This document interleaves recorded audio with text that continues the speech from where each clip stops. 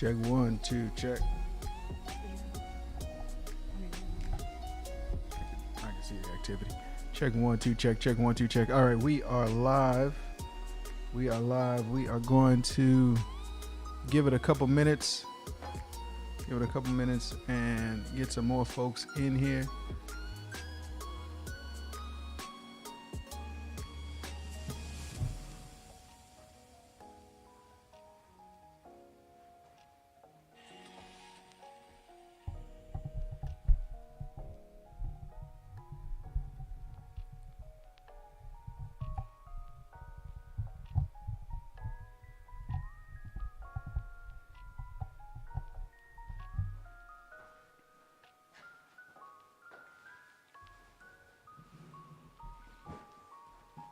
You hearing it, babe?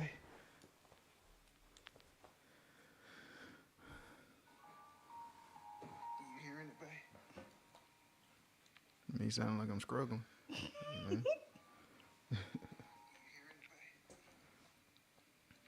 sound like I'm struggling.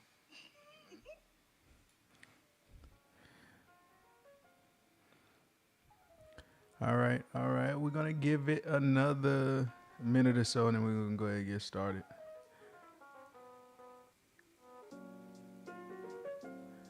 We're appreciative of all those who will be joining us this evening.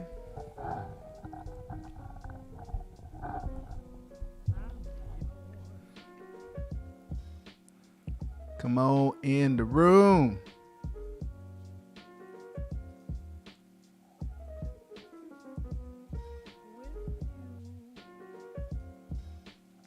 Come on in the room. Come on in the room. Look, we're so excited to be here with you all this evening to present yet another, this is a mouthful, Faith and Fire podcast, Friday night fireside chat. I'm going to cut it short. It's not going to be that long anymore. I think we're going to do something a little bit different, babe, just to make it a little bit easier. What you think? This is a lot. It's a lot to say. But anyway, so listen. We are going to be talking about this is a continuation of kind of this series that we're on, the things they don't tell you about marriage. And so last Friday, part 1, kind of the intro, the inception of this amazing endeavor that I'm doing with my honey bump. And so I'm so excited about it. She right there. Y'all already saw she right there. So excited to be doing this with her. But this week, so today, we are going to be talking about communication. Communication is what's on the menu this evening. So we're just going to share again, like we have been and as we will continue to do, just share our hearts, share some instances and our experiences together and just insight that we have. And this evening, it's going to be around the subject matter of communication. So I'm really, really thoroughly excited. Babe, welcome. I get to say that like this is a talk show, like welcome. Thank you for having me.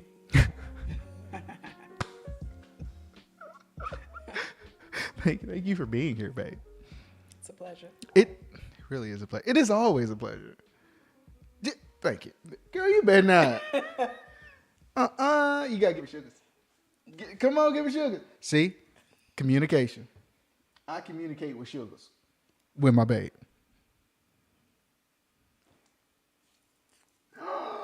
Ooh, the world.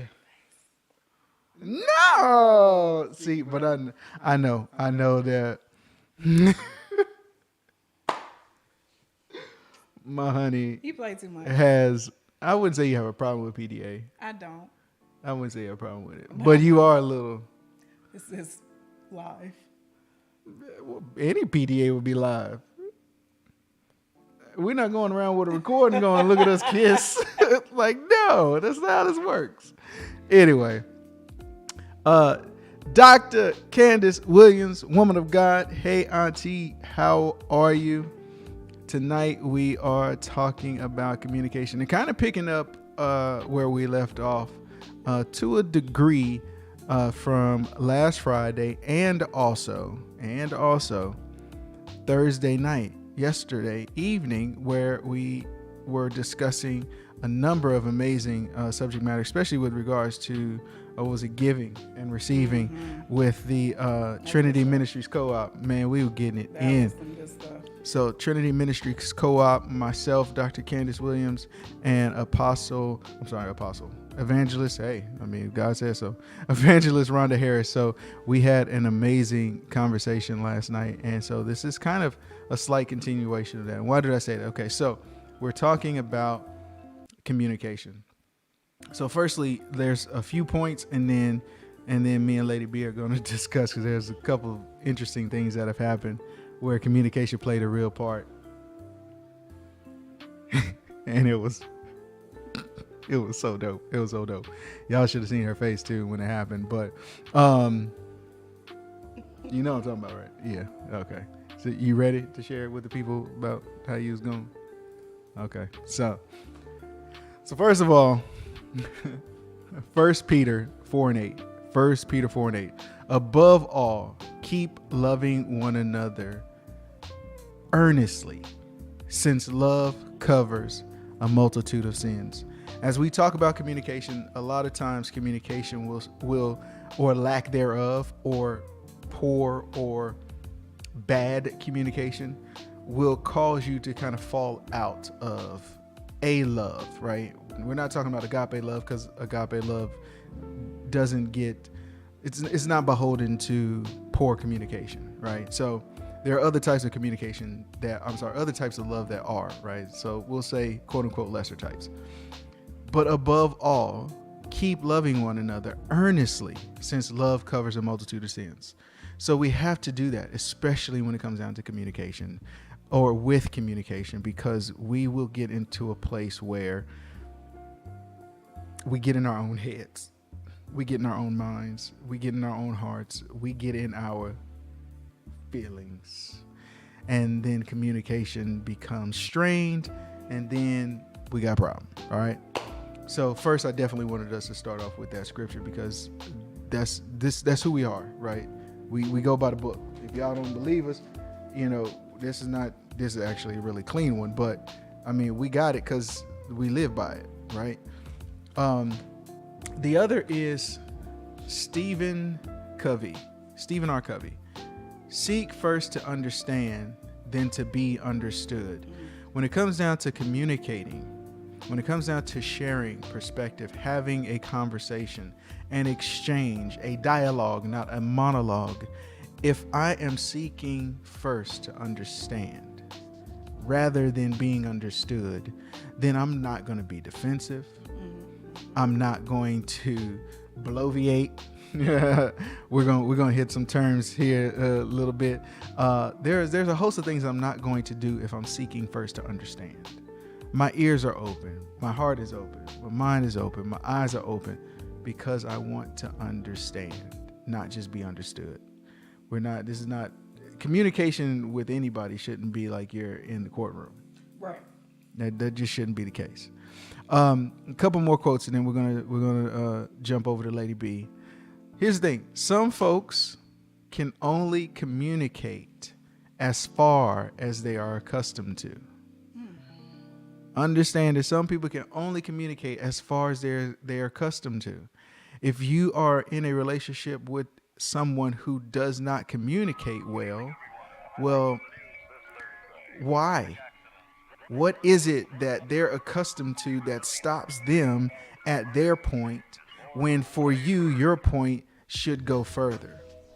Which leads me to the next thing, and that is that there seems to be a major gap in how we teach one another how to handle us and handle our expectations for communication. Right? So there's a gap in society. There's a gap in how we move and how we function, because we don't know, or we don't do very well at teaching people how to handle us, teaching people how to communicate with us, and teaching people how to meet a healthy expectation of what we expect with regards to communication. So those are just a few things that we're going to try to touch on this evening. We ain't going to be for you long, But again, we're so excited for you being here. I am Pastor Ken Funderburg, aka Ken Bishop. Y'all already know. And then, of course, I got my sweet lady, my sweet lady. Who that is? Lady B. Already. Oh, I freaking love you, lady. And I love you. You're my babes. All right, so where would you like to start with regards to communication? You're getting a kick out of it. I'll start with a little. I'm not even gonna say episode, but a little misunderstanding. How sometimes communication can or lack thereof. Like, Is it a lack or is it a difference? okay, I'll say difference. Okay. All right. Okay. And like, you know, my mommy in love was saying like something that could have turned into Something a petty bad. argument. Oh, yeah, it could have went bad. Something that could have turned into a petty argument, a disagreement or whatever. We found it. Kind of funny, actually. We found it freaking hilarious. Yeah. Especially like minutes within it. You know what I mean? It's like it didn't take long for us to. We didn't look back on this and laugh. Like it was no, like, we were oh, this. laughing in the middle, but It was like, oh, wow.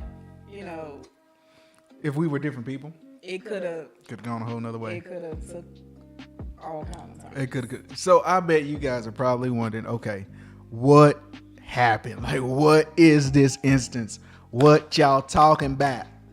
Go and tell them, babe, what happened.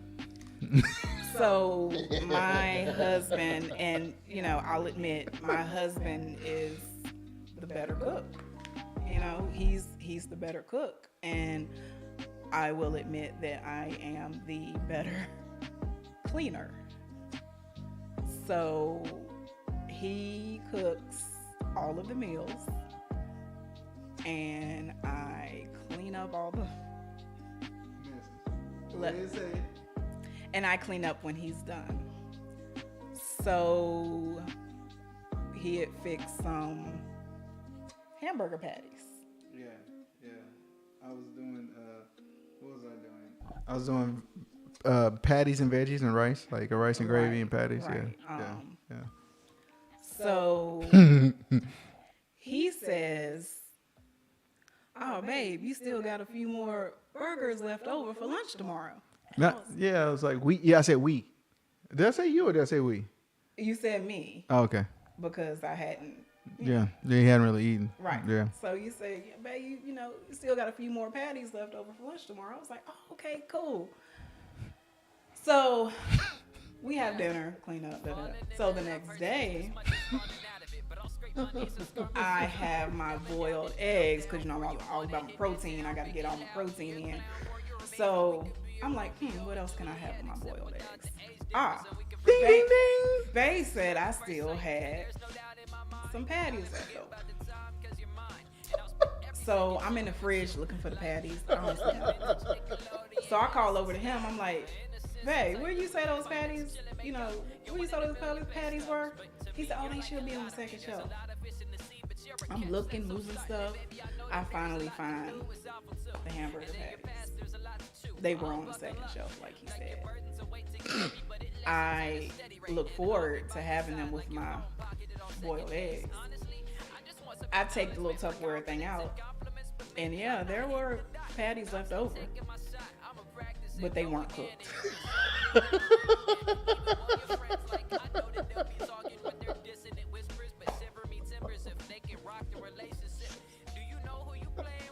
So I took the thing and I slammed them down, and I was like, Bruh.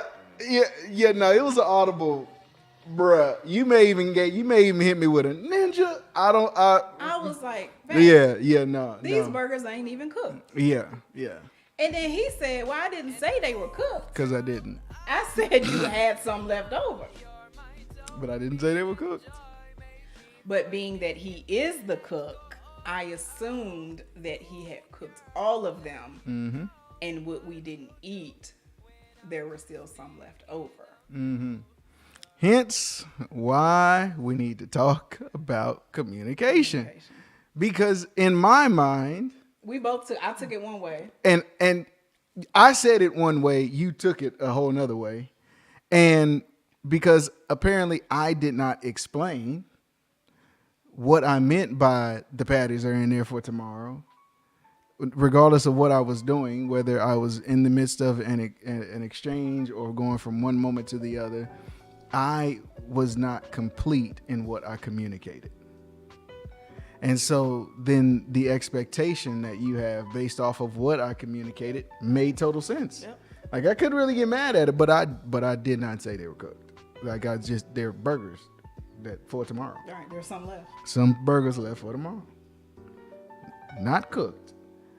I think I would have probably said ready. You know what I mean? Like you could have these, you know, they'll be ready for you or something like that. Like I think I would have alluded to them being cooked.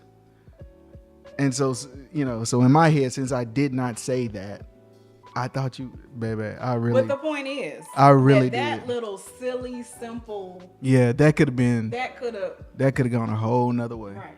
That could have gone a whole. Because I could have been like, why would you not cook all of them? Why would you? Right. And then why would you tell me they're there? You know what I mean? Because you did ask. You're like, okay, but why did you say they were there, but you didn't mention that they're not cooked? You know, like, so there are two types of response. There's two modes that we walk in. There's actually three, but we don't get to the third one unless we first traverse 1 and 2. And we talked about this last night. So we talked about being reactionary and being responsive. And the thing is, you're going to be one or both in any given exchange. But the caveat is that when we look at reactionary and responsive, they're at levels. Reactionary is the lowest level. Reactionary is at the lowest level because reactions happen outside of thought. Right? Water when frozen, water when introduced to cold weather, cold environments, and so forth and so on, water reacts to it. Mm-hmm. It's natural. It's going to happen. If we go into a particular environment, our body is naturally going to react to it. So reactions happen. You can almost say automatic. That's why it's at its lowest level. Response, however, is what takes thought. Response is predicated on thought. I should be should be predicated on thought, because there are people out there responding and ain't thinking. Right. To talk. Right. Talking just to be talking. Talking just to be responding just to be responding. So if you're going to respond, there has to be some thought. And then we get to the third level, and that's predictive. So I'm going to take this low, medium, high, right? 1, 2, 3, reactive, responsive, and predictive kind of formula, and I'm apply it to the burger incident. So the lowest level of reactionary communication, right, would be that I cook, therefore I mention food to you for a later time. It should be cooked, because that's what I do. Right. So I've built up a narrative, or I've built up a mode of doing things that it's easy to react to, because I do it the same way. I cook, you clean, I cook, you clean, I cook. That's how we do it. Doesn't change. So the elements therein should be like clockwork. The problem is, if I don't take a moment and communicate responsively to your, actually not even to your question, because I'm the one that told you. Like, right. I should have expressed more clearly, the burgers are here for tomorrow, or we got some for tomorrow. I just have to cook them.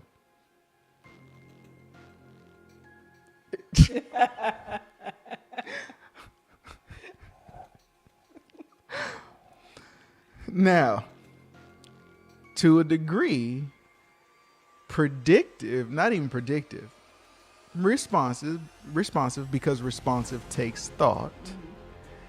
When I said, babe, there's burgers for tomorrow, you could have asked, are they ready? Are they cooked? But guess what? What?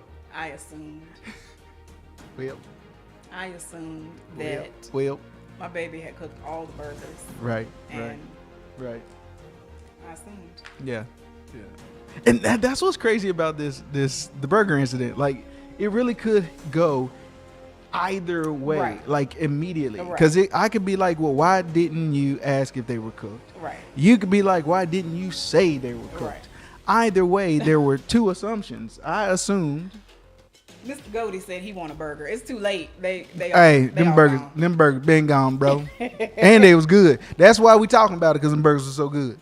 But it's like, yeah, if I had done something, or you had done something, if one of us had done something different, then it could have either gone really, really bad, or it could have gone even better.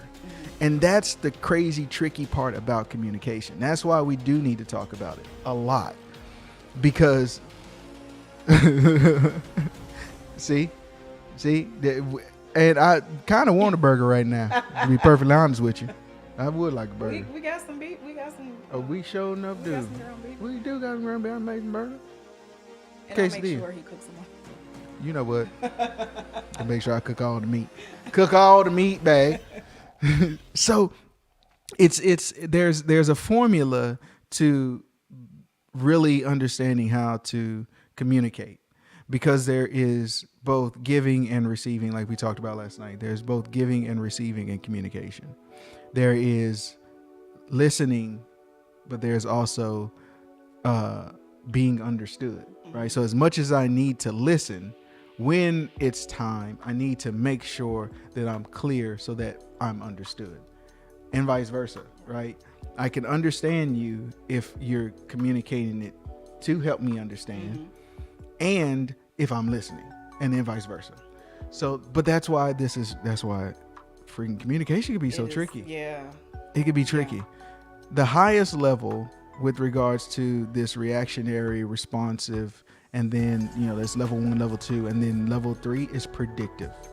Level 3 is predictive. Why? Because level 3 involves planning. Level 3 involves all of level 2, right? It involves thought. It involves forethought, foresight, hindsight.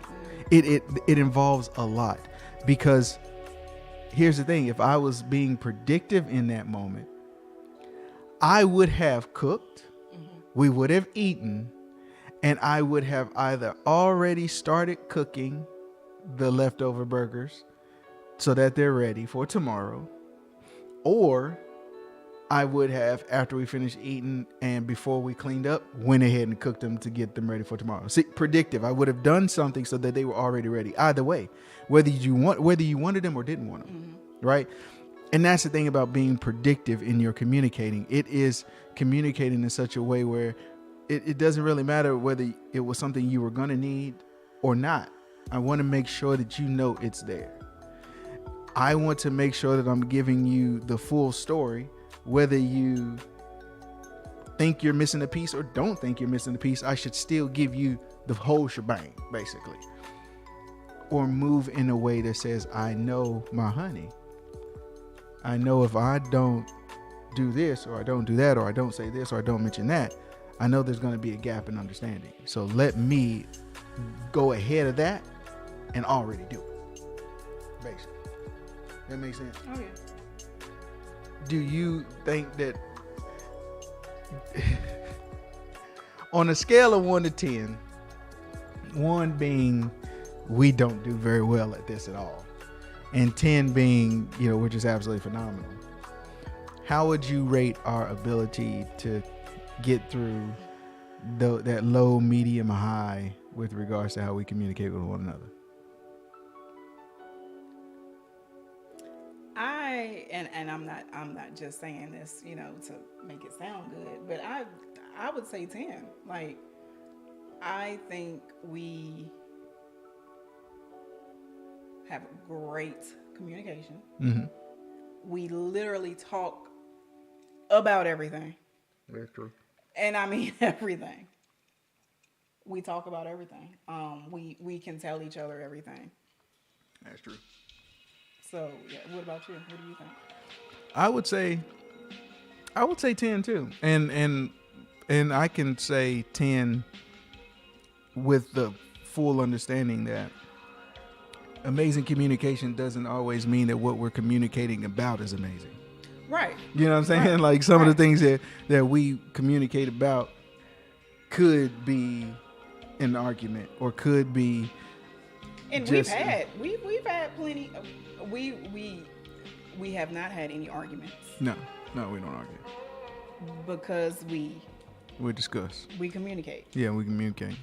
Now we've had conversations about topics that are tough and that definitely could have led to some arguments. Yeah.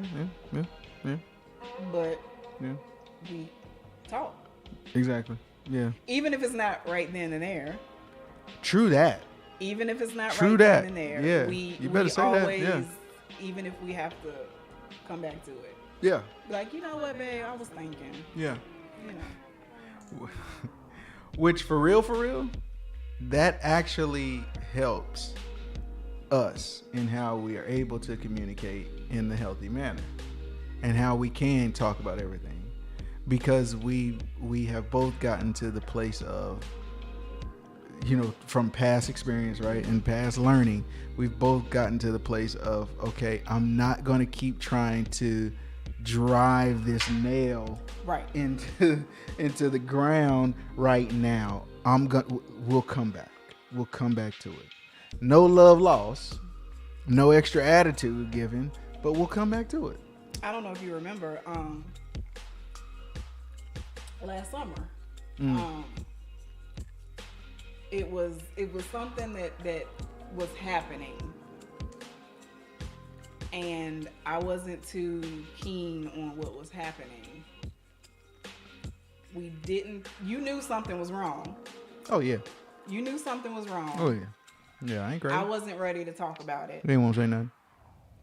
When we finally did talk about it, we were in the parking lot of freaking, what was it? Walmart? No, Kroger. We were at K. Roger. What was the place in McKinney we used to always go to get salads? Oh, Market Street. We were in the parking lot of Market Street, about to go in and probably get a salad. Yep. And before we got out, it's like it just, like a letter. You know what I mean? It's like, I've been meaning to open this piece of mail. And we sat in that car and talked it out, talked it over, probably about, oh my gosh, for about an hour before we even went in the store. Mm-hmm. Because I think you were like, okay, come on now. Enough now. Something's wrong, and I know something is wrong. We're going ahead and talk it through. Yeah. Let's go ahead and talk it through. Neutral ground. Neutral territory. No, and that's the thing. I had to learn, Dr. Candace, you're absolutely right. Timing is key. Right. Timing is everything. Chronos and Kairos, right? Dr. Candace talks about those two elements of time a lot, those two perspectives of time, with regards to time, I should say. And yeah, timing is key. I didn't always know that, right? I didn't always know that timing was key, and I would push because I'm like, don't let the anger, don't let the sun go down on your ass. Yeah, I've always heard, don't go to bed. Don't go to bed mad at each other. Yeah, don't do that. Don't go to bed mad. If there's something, y'all just go ahead or let's at least table it, right? But sometimes the wound is too fresh. Right? Or the instance is too big. Or someone, if it's not both of you, one of you is moving a little more wisely and a little more intelligently in that moment and realizes now is just not the time to talk about this, because you're going to keep pushing. Right. And I'm going to bust out this mud like the Hulk, and it's going to be a problem. Right. Communication. That's why it could be very, very tricky. And how do we get better at it, right? How do we get better at it? So we're gonna talk about a few things. Number one, here's a little structure that I want to share with you. And again, I love charts, and to a degree, I love charts and schematics and things that can paint a picture for me that I can visualize, right? So looking at let's call it what's it, like a snowman? Yeah. Kind of like a snowman, right? So at the building from the top down, which I know seems absolutely crazy, but building from the top down, first you're going to be listening, right? You're going to be listening, and then you're going to acknowledge. I'm going to listen, and then I'm going to acknowledge. Those are the first two foundational keys of communication: listen and acknowledge. After that, then we get into the three elements that revolve. They constantly move from one spot to the other because they repeat if it's necessary. They repeat if it's required to do so, right?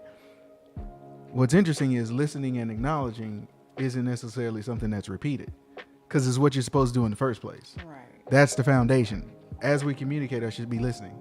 As we communicate, I should be acknowledging. So it's not that it repeats. That's the foundation of how we communicate. But these three things do and can repeat. That is to validate, to clarify, and to handle. Who is it? Let's see. In communication, people can't often say the right things at the wrong time. Dr. Candace, you are telling the show enough truth. Again, back to that timing thing. Yeah, and Lady B strong. She built small, but she's strong. Thank you. Hey sis, Kira Barnes. Hey, what's going on, sis? Don't let your emotions overpower your intelligence, especially when speaking with your spouse. Amen. You better say that. Amen. Come through, Lady Barnes. Come on now. How's my brother doing? Tell him I said hello. We love you guys, and we absolutely miss you so much. Evangelist Rhonda Harris, good evening. Thank you so much for jumping in here. Appreciate you. So, and everyone else who has tapped in. CG, thank you for being here. I hope you are still online. We're so excited to have you all pop in and join us in this conversation. So there's 5 elements to communication. And again, number 1, listen, acknowledge. Those two things go together, right? And those two things are the foundation. They should not ever stop. And then you have these 3 cyclical elements that will continue to rotate because you have to repeat if necessary. Number 1, validate, clarify, handle. Okay. With that said, babe, we're listening to each other. We're acknowledging each other. Now, what does validation look like in our communication?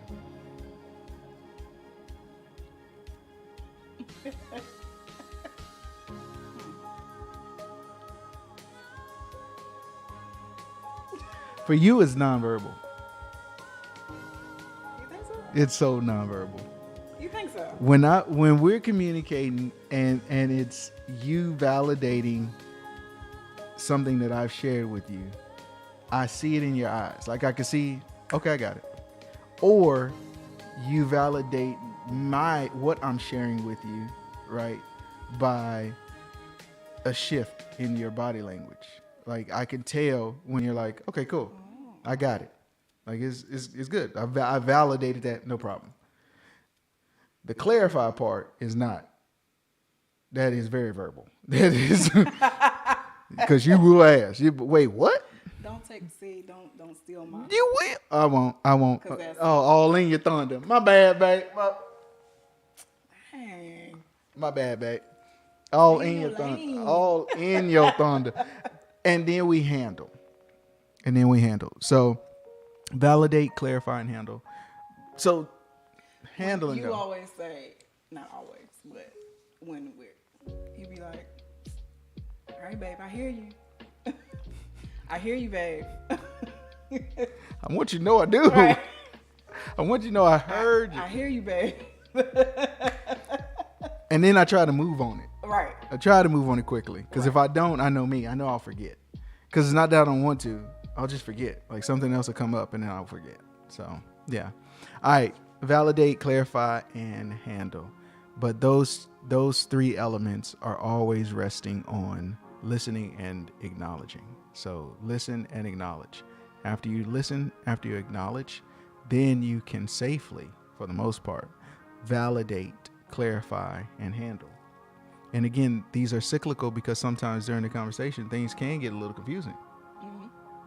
And so now I have to validate again. What did you say? Right? And I had to clarify. So you said this, right? Or I clarify by saying, wait, is this how you meant it? Right? And in clarifying, I'm now validating it, right? Or I'm clarifying, no, you're clarifying and I'm validating, or I'm validating and you're clarifying. Either way, these two things are happening as we come to an understanding. And then after we come to that understanding, we handle it. Cause and effect. We've talked about it. Here's what we're going to do about it. Now we go and do something about it. Right. But if we need to come back, let's come back and validate again, right? So, babe, I need you to go to the garage, get the box in the corner, and bring it in here for me, please. Okay, I heard you, right? Okay, babe, but now we got to validate. What does the box look like? Exactly. What does it look like? Okay, all right. The brown box in the corner. All right. Just to clarify, is it big or small? Yeah. Because how are you going to, you know what I mean? I handcuff you. I almost impede on your ability to properly handle any given scenario, right? If there has been no validation or clarification. Mm-hmm. That's the kicker with communication. If there is no validation and there's no clarification, then you can't expect somebody to actually handle what it is you guys are communicating about effectively. Right. It's not, you're handcuffing each other. It's crazy. What do we got? Ongoing. Yes, ma'am. Is that Lady Charmaine? Lady Charmaine. Hello. Softening your words. Amen. Using please and thank you. Can I tell you? Please and thank you is imperative. Please and thank you is extremely important. And you know what else is extremely important? I'm gonna bring back. I'm gonna get intimate with him real quick. We're gonna get intimate. Can I get intimate with him real quick? Sure. Okay. Yes. She's like, I don't even know what that means. All right. What we talk? Right. Clarify. Please. Let's validate what you mean by this before you handle anything intimate. Okay, so see now you done pulled around. I almost forgot where I was going with this. Okay, it's okay, babe. You're hilarious. All right, so validate and clarify so that you can handle. If I do not use language that is not inflammatory, then I'm going to have a tough time in this whole transaction. What do you mean by that? Well, if I am communicating with Lady B and I say, you need to do, you better do, you might want to do, you ought to do, what did you do? How are you going to? What do you think you should do about it? Right? If it's not that that's harsh. It doesn't come off harsh. It's not that you're wrong. Right. But it doesn't come off very good. It's how you say it. It's how you say it. It's not what you say. It's how you say it.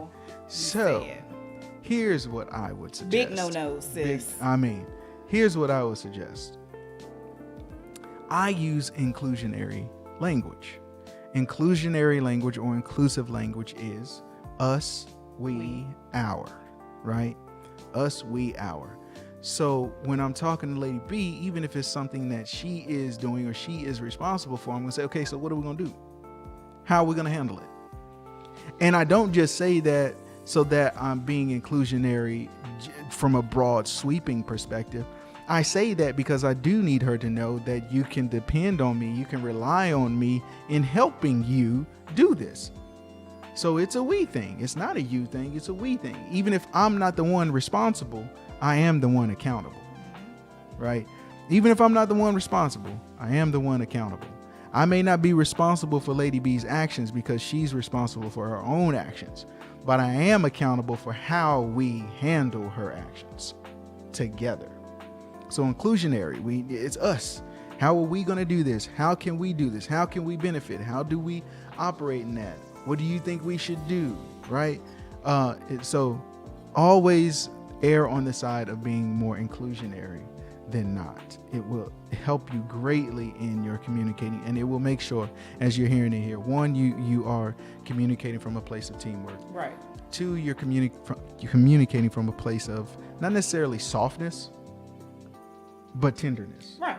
Right? Tenderness. But the Bible does say soft words turn away wrath.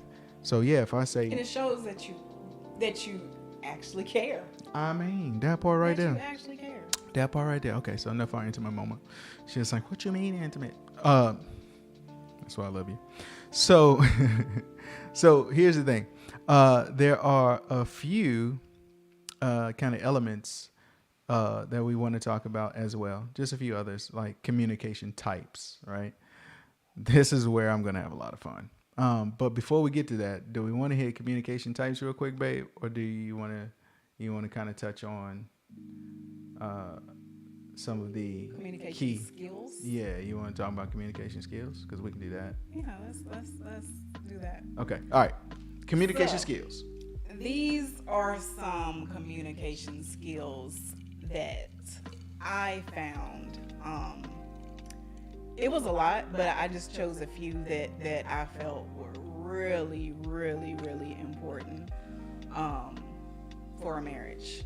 And the first one is asking questions. Ask questions for clarity. Mm-hmm. Ask questions and be willing to answer any questions to help your spouse gain a meaningful understanding. That's big. Ask questions. Really big. Ask questions. Really big. You know what's really crazy about the asking questions part though? If you're with somebody who doesn't like to be questioned, that could be tough. That could be tough. So what's the solution? The solution is the solution is actually on the person who doesn't like being questioned. Right? And so I'll explain it this way. I do not like being questioned. I can't stand it. Yeah. I do not like being questioned. I don't know why. I honestly do not know why. I just know it irritates me to my core. It really does. And so every day I have to make the conscious decision that as questions come up, I immediately go through a formulaic process of who's asking me this question, why they're asking me this question, and how am I going to respond to them asking. Not even the question, just the fact that you asked me. And so I have to do that because I never want to come off as a jerk or anything like that, right? So I go through this process. The biggest piece of that is their concern is not an attack. Right. Their concern is not an attack. Their question is not an attack. And that's something that I have to make sure that I keep at the forefront of my mind. Because I ask a lot of questions. Yes, you do. But you know what's wild? While I'm not a person that likes to be questioned, I am the one that doesn't mind talking. That part. I know. Don't that seem a little crazy? A little special. Mm-hmm. You're the one that really don't like to talk a whole lot. No, I don't like but to you talk will about it. ask questions. But I will. I got to know.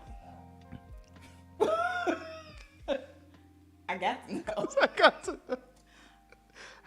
to know. Right. I'm just gonna sit back and just. And I want to know when, where. I gotta know when, where, why. and most importantly, why. That part right there. So, Right, sis. Tell me something.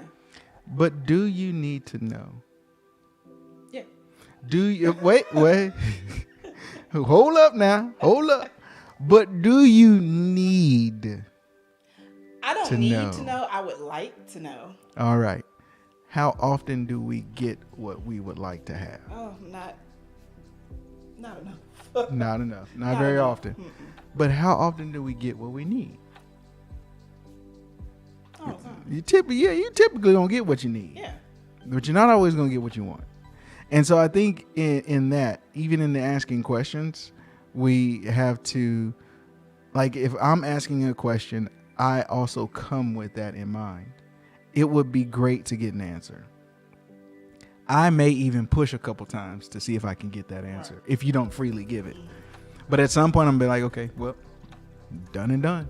I'm going to do whatever I got to do because I didn't get the answer. So I'm going to go with the best logical answer based off of who you are or whatever you're right, or whatever the scenario is. Because I don't need, it would have been nice to have it, but I don't need it. But you shouldn't Unless, be afraid. true, You should not be afraid at all. to ask your At all. spouse. at all. Especially your spouse. Right. Especially your spouse. No, you should definitely, you should not- never be Yeah. afraid to ask I don't questions. know if I should. I No, don't know if I better should ask me. this. I don't know if I should. Yeah. And that's how I feel. You better ask me. Right. Even though I don't like being questioned. But see, that's the thing. Someone asking you a question and you being questioned, It's different. them It's two different. totally different things. It's different. That's why I said concern is not an attack. Right. Because if I'm being questioned, that feels like you're attacking me. If you're just asking me a question, then you're simply asking me a question. And me being a teacher by nature, thank you for asking the question, because now I get an opportunity to give you an answer. Just like my baby love using all these big words that I don't know. And I have no problem saying, what that mean? I love you. If I don't Google it first. If you don't already move ahead and get your Google. Right. Okay. Next one. Let's go to the next one, babe. Let's go to the next one. Own your feelings. Ooh. It is so easy to get angry at your partner for what you see as their flaws. But one of the good communication tips is to start with owning your feelings. Owning your feelings. Just like with the questions, like, don't be afraid to ask questions. Yeah. Don't feel guilty about how you feel. Yeah. Yeah. And yeah, you should definitely own your feelings. And it's good that it is on both sides, right? Own your feelings. I need to own my feelings in the culmination or the start of this communication anyway. But then I also need to own my feelings, or at least be aware of my feelings as this continues, as I get the answer Right. or not. You know what I'm saying? Because, I mean, again, shout out to, Pastor Derek Raphael, Harvest Church in Dallas. He was saying, feelings ain't facts. True. Your feelings are your feelings. Your feelings are valid because they're yours, but that doesn't mean that they're facts. So, how about you get your feelings out of it a little bit? But to a degree, that's what's crazy about communication, but to a degree. Because if I can feel your feelings, Right. that's going to help me respond. Right. The problem is that can be good, or the caveat is that can be good or bad, right? But at least I have more data. Because I feel like you and I are so in tune with, like, you know In my bag. when something ain't right. You know when I'm mad. As much as I may try to hide it, downplay it, like, when something In my bag. is not right. Or if sometime I might come to you and be like, babe, I'm really mad. Yeah. And then my husband has a way of, Whatever. He has a way of Whatever. talking to you, and then at the end, it's like, well, dang, I shouldn't have been that bad. Was I overreacting? Own your feelings. Own your feelings. What they didn't tell you about marriage is you better own your feelings. You better own your. What they also didn't tell you with regards to owning your feelings is your body language will give off way more than your verbal response. And because it's body language, because it's what I have to perceive, and it's not data that is actually spoken to me, I am going to go off of my feelings to interpret what I am seeing from your body language. I have to feel how you are looking. I have to feel how you are moving. You know what I'm saying? Like, that's what it is. If your face get to doing something, I'm going to have a feeling about it. You know what I mean? So we do. Oh, baby. Your face be telling. Written all over your face. You don't have to say a word. That's my jam, though. Why you say that? That's my written. Okay, I'm sorry. You know, I like that song. I know you do. We gotta listen to that later. Amen. Written all over your face. Worship. Friday night. Friday night worship. Amen. Is it a family show? It's a family show. Well, no, this is Faith and Fire though. I mean, there's that. It's Faith and Fire. Hold on, let me make sure we get it up here. Hold on, where's that, babe? Bam! This Faith and Fire. So Scroll down. we could get a little bit not X-rated, but grown. He tells me all the time to fix my Same face. thing, sis. See? Same thing. Because sis. we know. Same thing, sis. We know. And it's another way to read your partner. Yes.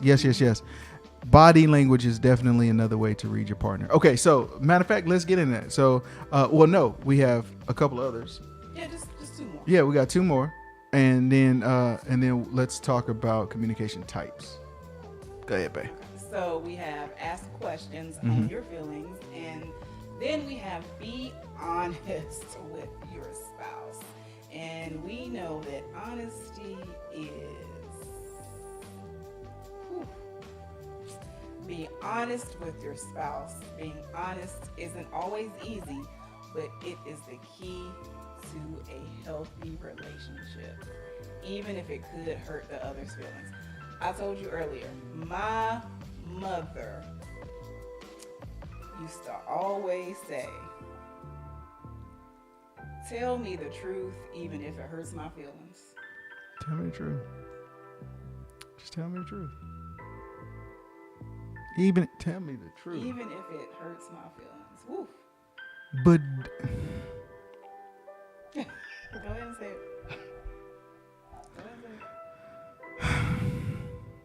all right. But do you really want to know the truth? That's my question. Do you really want to know the truth? I do. I don't know about. I do. But do you really want to know the truth? Right, in a respectful manner. Okay. I hear you. But even if the truth, if the truth is by nature of whatever it is already hard or tough or harsh, it doesn't matter how respectful I say it. It's gonna hurt your feelings. Because the truth hurts. Sometimes the truth just hurts.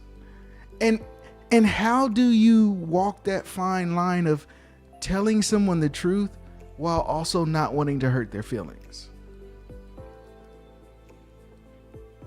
But would you not tell them? Like, what's the alternative? You know what I'm saying? Like, is I there think- an alternative? I think the alternative is possibly, like You we gonna said, sugarcoat it? no, we don't sugarcoat, but timing, right? Sometimes hard news is better received in a more jovial setting. You feel me? If you own the operating table, and you done just come to, that is not the time for the doctor to come in and say, all right, you got 24 hours to live. Most people are like, dang, I mean, tell me immediately when you know. But yo, like, how about I just got finished with this surgery. I just got finished going through something that could have killed me. And so let me spend some time with my family. And let me get in some recovery. And then you come break the news to me, right? At least I already had a moment of relief, right? Or respite. That's kind of, I mean, that's how I see it. And of course, you know, my brain's a little different. I think about things very differently sometimes. But my thing is, yes, we should always tell the truth. We should always tell the truth and be honest. But I think timing is critical there as well. Okay. And you would be doing yourself and your spouse or your loved one a disservice by not being honest with them. Here's the thing. For those that are receiving the honesty, never beat up anyone giving you honesty. Because if you do, you will run the risk of them never opening up again or not giving you an honest answer. Right? So, yes, the truth hurts sometimes. Honesty is tough. But once somebody does, if they give you that hard truth, don't go flipping out. Because if you do, you run the risk of them never opening up to you again, never telling you the truth again, or never being honest with you again, I should say, right? Because that's a difference. There is a difference in someone telling you the truth and in communication or in an exchange, someone being honest with you. There's a difference. I'm trying to think of any times where we had to be really honest with each other. Brutally honest with each other. Yeah, I don't know if we've ever really had any moments like that. You know what I mean? Because it also comes down to if it's are you being honest? That's because there's already a interrogation. You know what I'm saying? Like there's already something that we're communicating about where your honesty coming into play is obviously optimal, or my honesty coming into play is key, right? But the way we communicate. Just like when you tell me I'm sarcastic. Yeah, I'm being honest with you because you are sarcastic. You're super sarcastic. Like a lot. But I love you. And it's hilarious a lot of times. It's hilarious like 99% of the time. I would say 98% of the time. Like 97% of the time, it is funny as I don't know what. It really is. 96.25% of the time, I am rolling at your sarcasm. I'm for real.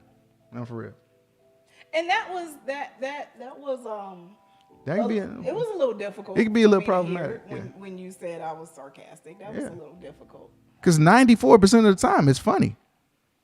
One more again. What? What? I'm telling you for real.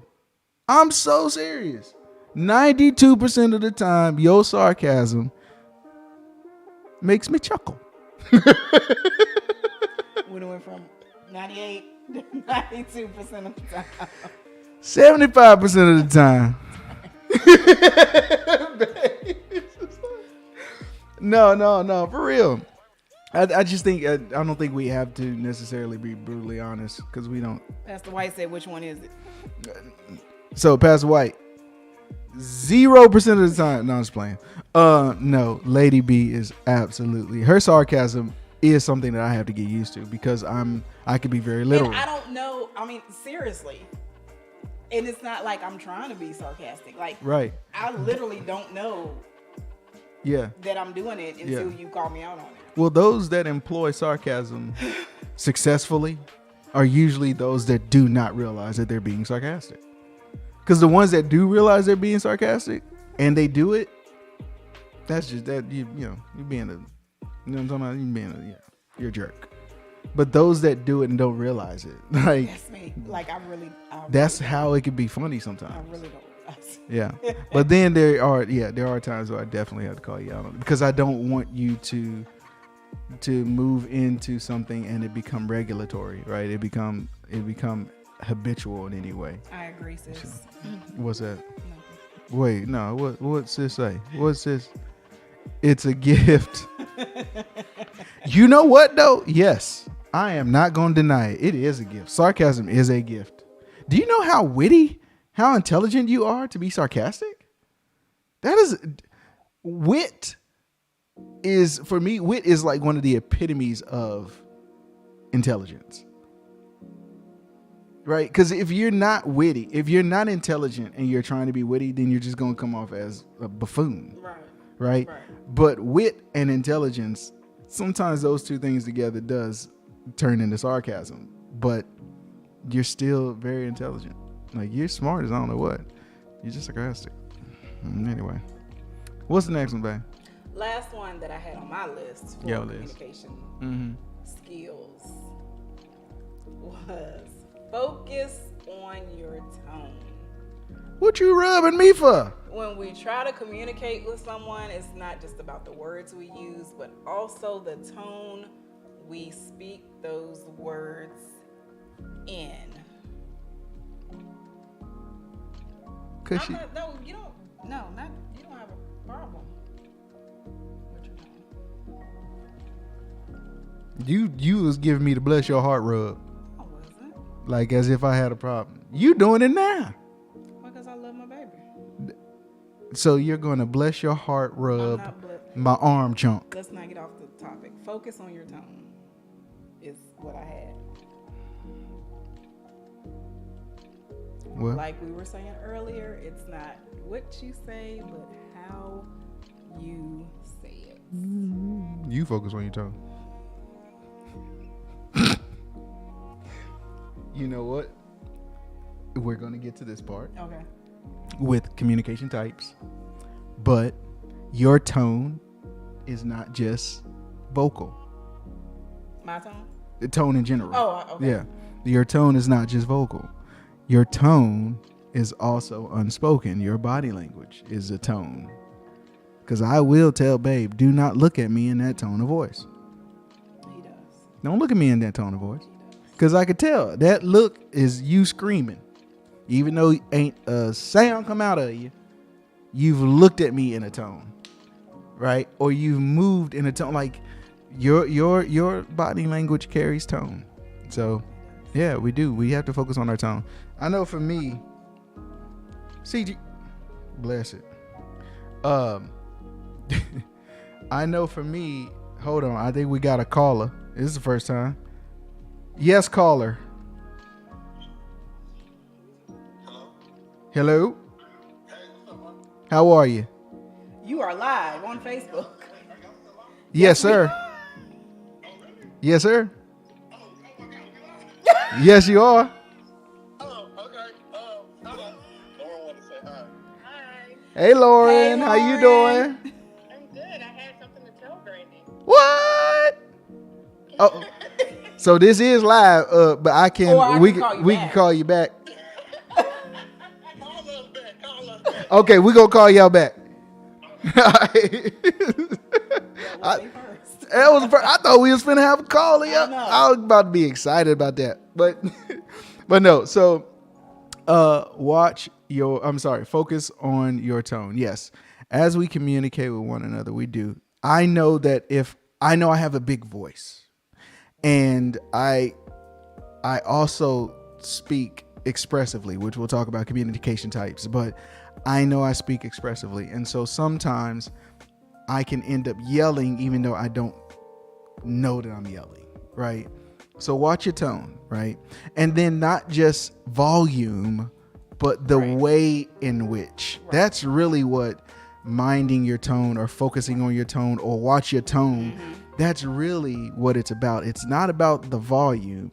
It's about the undertone, right? The underlying meaning, the vocal inflections of what you're saying, right? Because I could say, okay, babe. Or I could be like, okay, babe. I didn't yell, but one definitely sounds a lot different than the other, right? Or, okay, babe. Like, mind your tone. Yep, rolling your eyes. I Rolling your speak- eyes.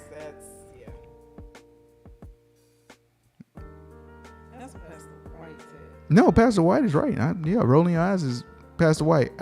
Please ask the question, who does the most eye rolling though?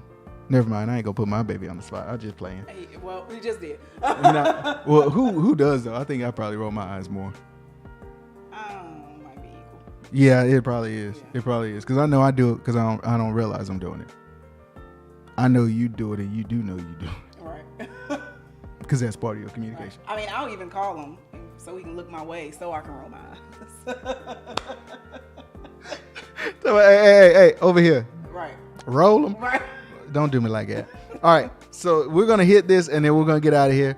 Again, we are so grateful for everybody who's jumped on and everybody who's going to be watching this later. This is Faith and Fire Podcast presents what this is, babe. The things they don't tell you about marriage. With Ken Bishop and Lady B. We are so excited to do this. We're going to be back next Friday, 7 p.m. Lord say the same. And we'll have something else to talk about. Yeah. But again, for those that this is your first time and you're popping in, you're kind of like, what is this about? It's simply us sharing, a portion of our life, right? Sharing our joy, sharing our ups, sharing our downs, sharing the insights, sharing the lessons, and just sharing us with you. So it really is no rhyme or reason other than just sharing who we are with God's people. And hopefully we all learn something from it. Amen. So that's what this is about. So we have just one other kind of topic or kind of subtopic, and then we're going to get out of here because we do not want to keep you all this evening. We want you to go to enjoy the rest of your Friday evening. Amen. All right. So communication types. We've already talked about this. Nonverbal. And then there is expressive. And I've mentioned that as well. I am expressive. What does that mean? I talk with my hands. I talk with my body. I'm very expressive, but my expressiveness also is in fluctuation, volume, tone, tenor, so forth and so on. So that's a communication type, very expressive. Then you got what causes problems, and that's argumentative. People who are argumentative or have an argumentative communication type can be difficult to talk to, because it doesn't mean that they're trying to argue. It doesn't mean that it's even anything bad, but an argumentative type person, it's combative. It's always there's a push pull with someone who is argumentative. It's hard to deal with. Another one is sarcastic, which we did talk about.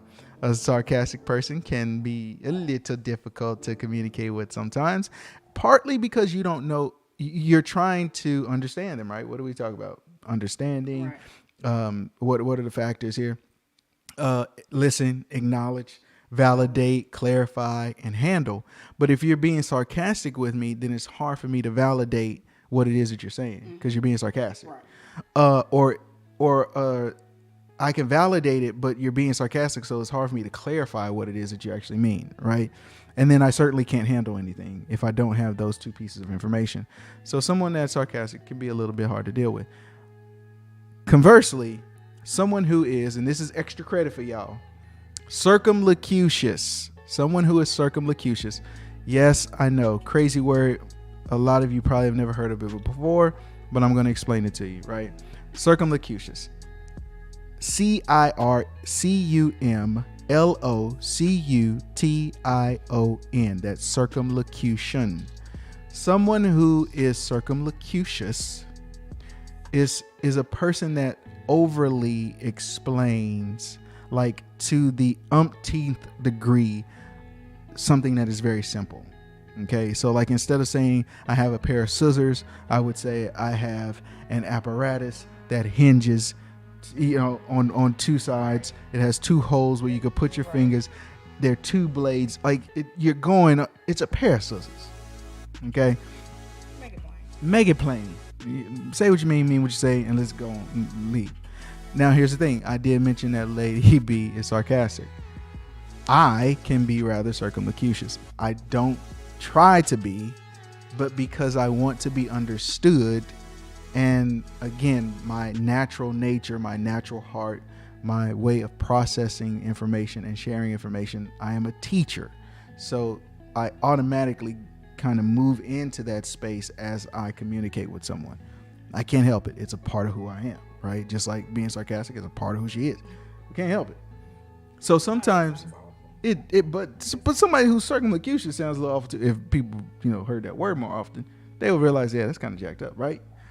But again, it's someone who's circumlocution. It can be hard because it's hard for me to validate because I already tuned you out. Right. Because you just said too much. Right. You gave me too much information. You done lost me now. I'm saying. And so now if I can't validate it, I sure enough ain't gonna clarify it. Because now which point am I clarifying? Point 1 or point 20? Right. And now I can't handle anything, right? So even those that overly communicate or overly explain, not communicate, but explain, that can be a problem. The other one is bloviate, right? Someone who bloviates. That is similar to someone who is circumlocucious, except for they do it with the sheer intent of kind of being a jerk about it. Yeah. Right? So now I'm overly explaining just so I can waste time, just so I can, sound haughty, make yourself look good and sound good. So that's another style, though. There are people who constantly communicate that way. The other one is verbose, which is similar. But of course, these being different words, they're obviously not the same and don't hold the same definition. But there are different ways that we communicate, and we just got to do our best to understand us. Because if you understand you, then it's a lot easier for someone else to understand you because you are going to share you with them. Mm-hmm. That's how this communication thing works. Help me help you, so you can help me, and then so I can help you. That's how that works. It's all that. You love me? I love you, baby. You love me? I love you. Okay, we love y'all. So listen, we pray that what we talked about this evening has helped, has blessed, at the very least, gave you a different perspective, right? We thank God for you. We ask God's greatest blessings over you. We are, again, Faith and Fire Podcast. We are Called Out Ministries. We are Trinity Ministries Co-op. Shout out to Dr. Candace Williams with World Changers Now Ministries. Oh my gosh, just the morning platter. Monday through Friday. For the most part, you're going to catch them Monday through Friday. You may get a sanctuary Saturday if she's not already busy, or Sunday if she is out preaching. So you definitely want to catch Dr. Candace in the morning and Monday evenings a lot of times.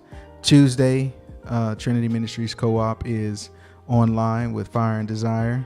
Wednesday, most if not all of the world has Bible study on Wednesday. Right. So we are in School of Lifelong Learning. You can hit me up if you would like to be a part of that. It is a Teams meeting. We're having a great time. We're actually walking through the New Testament. We're starting at the beginning and we're going in chronological order the best way we can. So this is going to be fun. This is going to be fun. So we have that. And then on Thursday, we pretty much come back and do a recap, right? We do a recap of Tuesday because we usually have some amazing folks that come and chat with us and that we speak and share with and communicate with. And so on Thursday, we come back with Fire and Desire. And then on Friday, you get me and Lady B. Saturday, we typically take a break. And then Sunday, Called Out Ministries is live on Facebook and YouTube. To our YouTube family that's watching this, hopefully you were able to tap in. Thank you so much.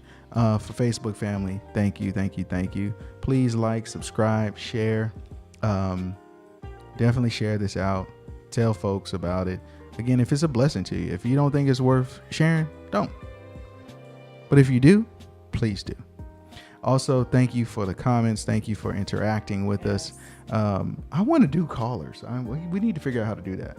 Right. That would be really, really dope. Right. We're going to figure out how to do that one day, and one day soon, so we can actually get some callers in and talk that way with you guys. Thank you so much. Thank you. Lady B, you got anything else? I do not. I love you, though. You have covered it all. Have I? Oh, see, that. Y'all didn't see her face. You see that? We love you guys.